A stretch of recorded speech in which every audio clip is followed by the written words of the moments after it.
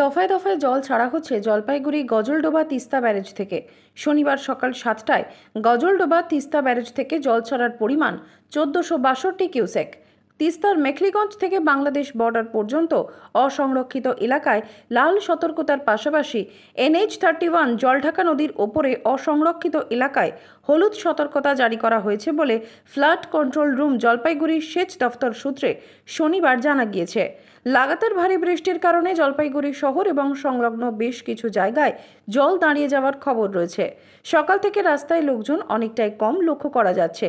অন্যান্য দিনের মতো এদিন সকালের দিকে দোকানপাট সেভাবে খোলেনি। বাজারে ক্রেতা বিক্রেতাদের উপস্থিতি অনেকটাই কম। একদিকে ভারী বৃষ্টি, পাশাপাশি ভারী বৃষ্টির ফলে অনেক জায়গায় জল জমার কারণে চরম দুর্ভোগে পড়েছেন বাসিন্দারা। এখনো বহু জায়গায় ড্রেনের ব্যবস্থা ঠিকঠাক না থাকার কারণে ভারী বৃষ্টি হলেই জল বেরোতে না পেরে বেশ কিছুক্ষণ দাঁড়িয়ে যায়, আর তাতে চলাচলের সমস্যায় পড়তে হয় সাধারণ বাসিন্দাদের, এমনটাই অভিযোগ তুলছেন স্থানীয়রা। ব্যুরো রিপোর্ট, নজরে বাংলা।